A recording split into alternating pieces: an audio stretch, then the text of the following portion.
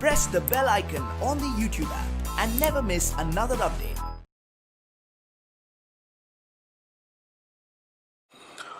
Hello everyone, I'm Dr. Denzy and I'll be presenting to you today's first chapter from economics, which is development.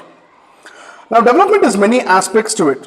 The purpose of this chapter is to make sure that all of you students understand this idea or the concept of development.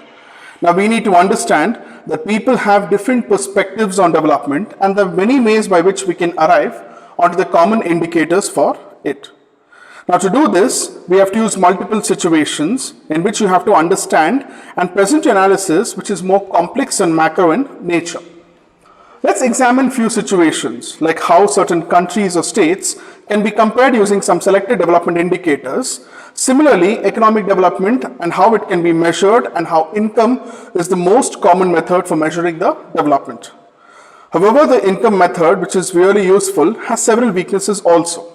Now, keeping all these things in mind, let's introduce and let's start the chapter for today, which is development. Now, to begin with, when I say development, the idea of development can be synonymous with the terminology called progress. Now, this word progress actually indicates that how we develop or evolve as a country or a nation. Now, this idea of development or progress has always been with us for many centuries. We have aspirations or desires about how we would like to live and how we would like to evolve. Similarly, when we apply the same kind of ideas into a country or a nation-wide basis, what are the essential things for a country where life can be better for everybody? How should people live together? Can there be more equality? And development involves thinking of all such questions where you are involving the questions in which we can work towards achieving this common goal. Now, we need to understand that this is a very, very complex task and there are multitude of factors which are involved in this. Now, you will learn more about the topics in detail as we go on from the economics here, but initially you need to understand that a course in history and political science is also extremely important to understand the context of economics. This is only because the way we live is influenced by the past. Now, we can either desire for change without being aware of this, or at the same time inculcate these changes and lead towards a more socially and economically productive life. Now, this is only through a democratic political process that such hopes and aspirations can be evolved in the real life. Now, the first area which we'll be discussing here is what does development mean to different people and different goals? For example, development promises between different people and different goals. Now, let's take this analogy here. When I consider that the different people and compare them with the different goals.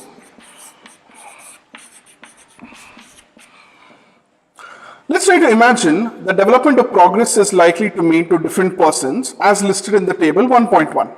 Now, in this table 1.1, it gives you the various categories of persons and the various development goals and aspirations. For example, if I consider landless rural laborers, their developmental goal or aspiration would be getting more days of work, better wages, a local school which is able to provide quality education to them, and there should be no sort of social discrimination, and eventually they can become leaders in their villages.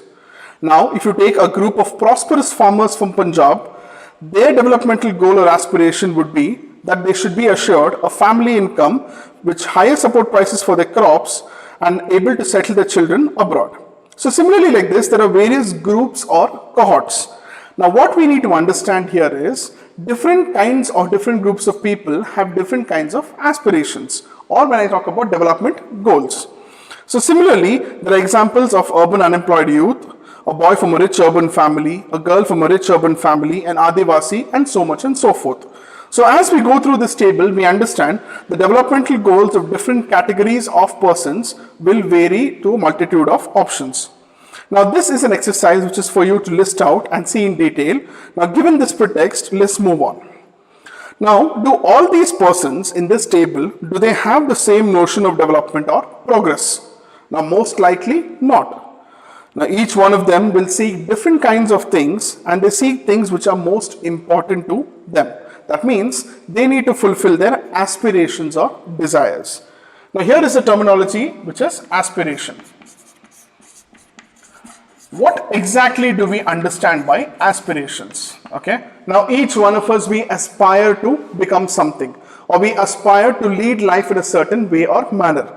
So aspirations is deeply connected with the developmental goals of each cohort of the society, and we need to ensure that this is fulfilled in that manner and eventually leads to their progress. So aspirations can also be called as desires. Is extremely important for us to understand or to interpret the developmental goals for every population. Now, in fact, two persons or groups of persons may seek things which are conflicting. Now, here is an example, okay? A girl expects as much freedom and opportunity as her brother, and that also he shares in the household work. Now, her brother, on the other hand, may not like it. Similarly, to get more electricity, industrialists may want more amount of dams, but this may submerge the land and disrupt the lives of people who are displaced. That is, the lives of people like the tribals.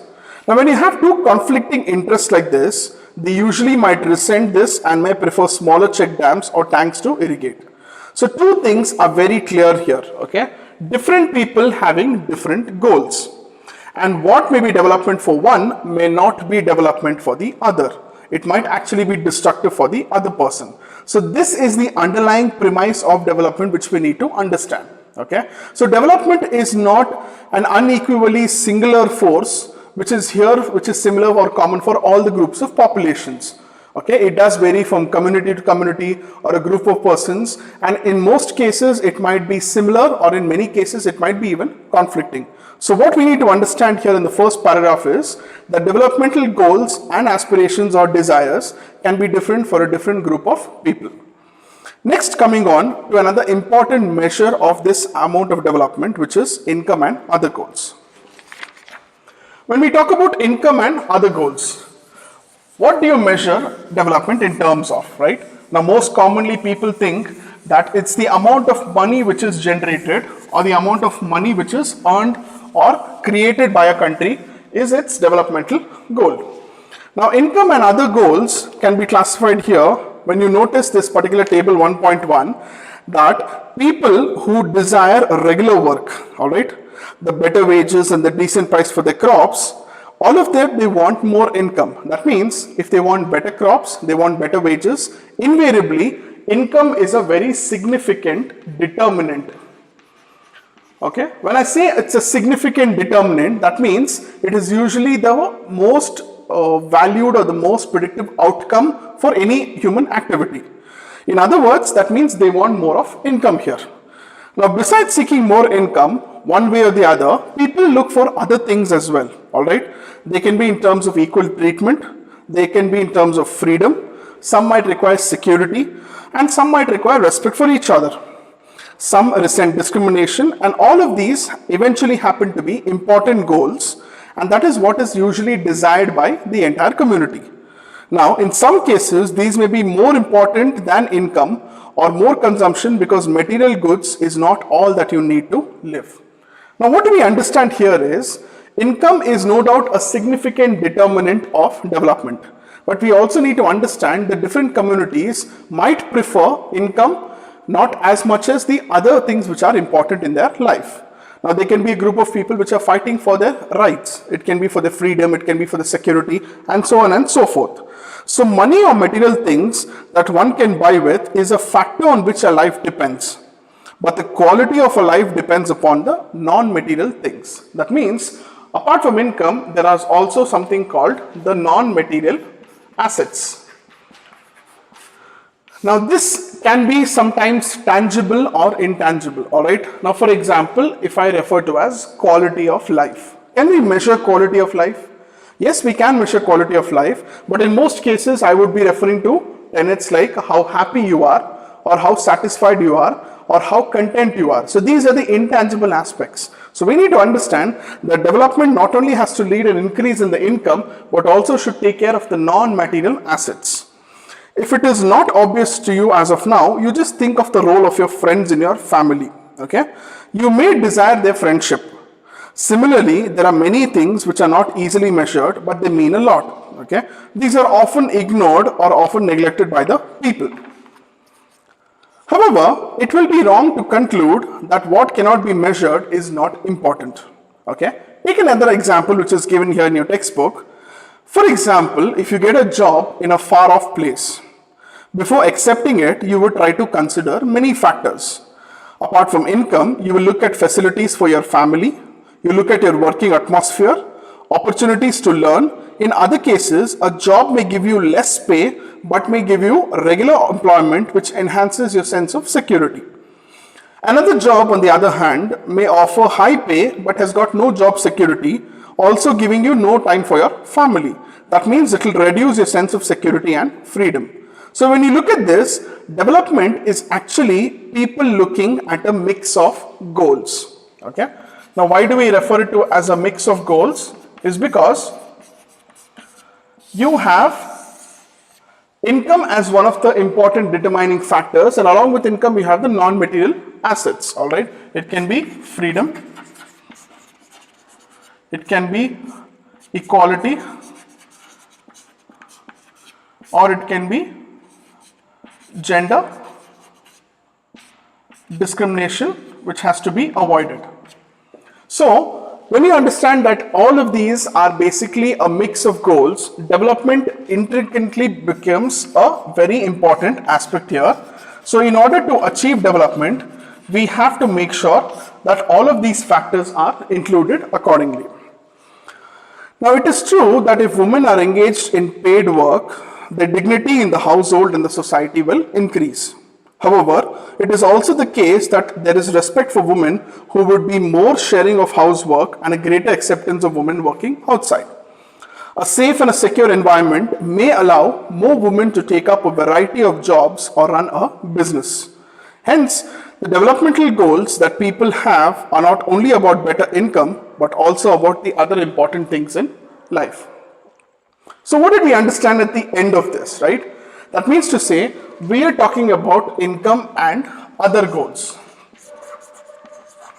So remember that other is equally important as income. Okay, just by giving a higher income salary, people will not be ready to shift to another place or go for another job. You will have to see that there is a variety of factors, all right, which people desire in order to get their equal representation. Okay, so it is always income along with other goals which are extremely important here. Okay, now after having understood this, let's move on to another important part, which is national development. How is all of these factors? Okay, so far we have understood that income is an important determinant of development, and there are other factors which people desire or aspire for. How do these two collide together and eventually lead to a better society? Okay, so when we are talking about national development, there are a variety of factors which are important for us in this perspective. Let us try to see what exactly national development means. Okay, now we commonly come across, right, we see in the news and everything that national development is important, and how do we bring about it? Okay, so national development is what we will be discussing now. Okay, now if, as we have seen above, individuals seek different goals, their notion of national development is also likely to different. We must know that what India should do eventually for a greater economic development. For example, most likely you will find that different students in the class have given different answers to this particular question. Okay, that means each one of you will have a different idea or a notion of development. You might think yourself that many different answers are there, okay, and not all of you are sure of any of these. So it's important to keep that different people in a classroom, all right, can have different as well as conflicting notions of a country's development. Can all the ideas be considered equally important? Will there be conflicts how one has to decide? What would be a fair and a just path which is acceptable by everybody? We also have to think that whether there is a better way of doing things. Okay, would the idea benefit a large number of people or only a small amount of people? So national development revolves around all such questions. Okay, now here let me just break this down for you. All right, when I talk about national development, okay, now some of them feel that one particular project is important for them. Okay, Now this project would be, let's say, construction of a dam. Now the construction of a dam is definitely bound to benefit a certain number of industrialists and invariably generate electricity, and this electricity is going back into the people's homes. So the ones who are facilitating this will be the people in the energy sector. Now when you talk about the same particular project here, this project would involve displacement of an enormous number of people. Okay. Now when I say displacement, is the people who will have to shift for the development or the construction of this dam, and thus displacement might actually impact livelihoods, that is the people or the farmers who are living in that area. So we understand that this idea of development is a very contentious one. Now when I say contentious, that means which has got a lot of conflicts. So a classic example of this, okay, it's given in your textbook here. If you look back in the previous page, is a demonstration meeting against the raising of the Sardar Sarovar Dam on the Narmada River. Okay, now we see a lot of agitations here. There's also been, a vociferous political and social activism against this, and there has been an organization which works in this perspective, which is the Narmada Bachao Andolan. Similarly, you have many projects we see in the newspaper and so many other considerations where there is always one particular group which is favoring a certain path of development, another particular group which gives its own definition here. So what we need to understand here is, in national development, such questions are bound to arise. How do we resolve it? Okay, can we cut something which is good for both of them? Okay, let me suggest a working example. Can be some of the dam be constructed on the farmers, but these displaced farmers are given some other kind of land which is compensatory, or they could be displaced but provided their livelihoods are not affected. Similarly, the dam can go on construction with giving energy and eventually leading to electricity to various homes across the country. So a workable solution is what is required here. All right. So the idea of national development is not always a straight path. Okay, when I say it's not a straight path, that means it will include a lot of compromises. It will include a lot of consultations between the various stakeholders, the farmers, the tribals, the industrialists, the energy sector, and eventually the end consumers. So in areas of national development like this, like one simple example I gave you with the Narmada Bachao Andolan or the raising of the height of the Sardar Sarovar Dam, this is one particular area of development where there is a contention. So in a democracy, what do? We go into consultations, and then we take in the interests of all the working members, that is all the people who are bound to be affected by this particular move, and eventually give them this solution. Okay, so this is the area of national development, and we need to understand in this perspective. Now let's look at a particular example here to understand this in a better way. Okay. Now, I'm assuming that you've understood this particular idea of national development. So, keeping this in mind, we'll understand what can be done ahead.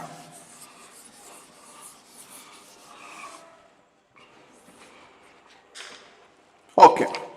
Now, when you keep this idea of national development, all right, from country to country, from state to state, okay, the most common example which you understand here, which is going to arise to all of you, is if development can mean different things, how come some countries are usually called developed countries and others are called underdeveloped or developing countries? Okay. Before we come to this, let's consider another question. When we compare different things, they could have similarities as well as differences. Okay. Let me take two ideas or two examples here. I've written similarities for you, and then I have written differences. Okay. Now, when we compare different things, they could have similarities as well as differences. Which aspects do we use to compare them? All right. Now, if you have to compare between two models of development or two countries or two states, how do we compare such kind of countries? Okay. To understand this, okay, let's take the students in the class. All right. Now let's look at the students in the class itself. How do we compare different students? Okay. First and foremost, they can differ in the height. They can differ in the health. They can differ in the talents, and also could be the interest which each of you have. The healthiest student may not be the most studious one. Now when I say how do we compare students, the criteria which is utilized is a different criteria for different circumstances. For example, we use a different criteria if we have to compare the students in terms while choosing a sports team, a debate team, a music team, or even a team to organize a picnic. Okay. Still, for some purpose, we have to choose the criteria for the all-round progress of children in the class. Okay. How shall we do it? Usually what we do is, we take one or a more important characteristic. Okay. Now, characteristic is something which is unique to the group. Okay.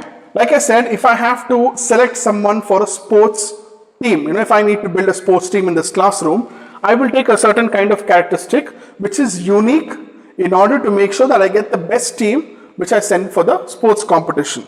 So here we take one or more important characteristics of persons and then compare them based upon these characteristics. Of course, there can be differences about what are the important characteristics. Okay, some might think that the height is important, some might just think that their fitness is important, or some might think that their weight or the BMI could be important. So there can be a lot of agreements or disagreements on which type of characteristic we are choosing, but we need to understand that these important characteristics should form the basis of comparison. Okay, friendliness and spirit of cooperation, creativity, or marks secured. These are the examples of characteristics how we select students from a class when we're sending them for a certain competition. Now this applies to development as well. For comparing countries, their income is one of the most important attribute. Okay, please make a note of this word which is called attribute. Now attribute is just like a characteristic. Okay, an attribute would be something unique and something individual country would be having. Okay, so here when we have to compare the countries, the income is considered to be one of the most important attribute. Now countries with high income are more developed than countries with lesser income.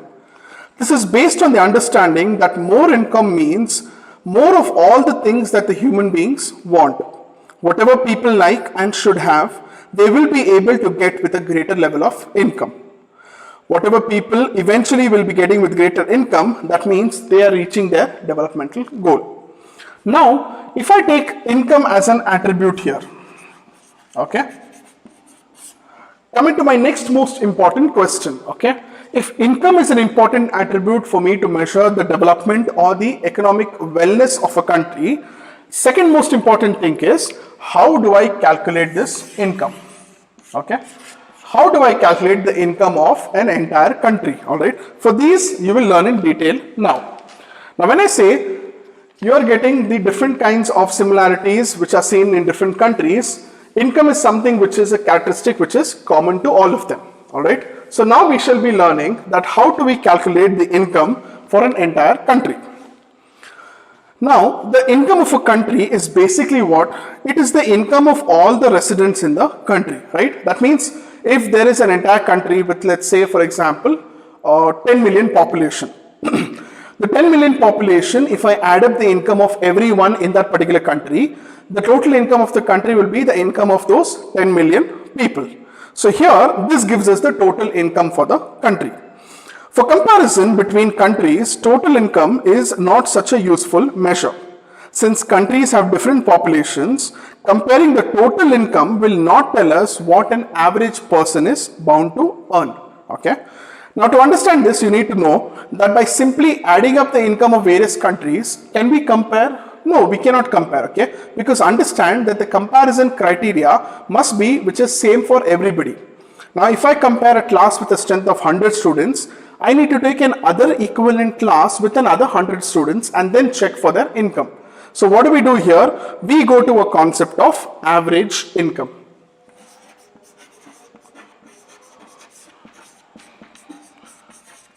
Now when I say the average income, this average income is basically the total income of the country divided by the total population. This average income is also called per capita income. Now you need to know this particular terminology because it is commonly asked in examinations that what is the per capita income. Okay. Now what does this word capita means? It means per person an individual person, all right? So if I take the total income of the country and I divide it by the total population, what I get is the average income, which is the per capita income. Now in the World Development Reports, which is brought about by the World Bank, this criteria is used in classifying countries. Countries with a per capita income of US dollars 12,236 per annum and above in 2016 are called rich countries, and those with per capita income of US dollars 1,005 or less are called low income countries. Now India comes in the category of low middle income countries because our per capita income in the year 2016 was US dollars 1,840 per annum.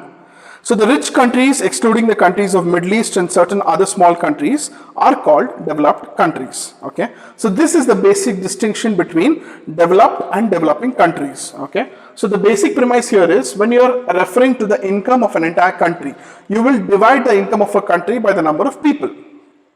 Automatically, if you might wonder that why India features in the position that it is, obviously is because our entire income is divided by the number of people. Now, as you know, that India is one of the most populous countries in the world. So automatically, if we have to get a higher per capita income, we have to increase our national wealth and also make sure that our average per capita income is exponentially increased in accordance with the world income. So this is how we classify countries which are developing and developing or underdeveloping or could be in the lower income rank. So this is how you compare the countries and the states between the various perspectives here.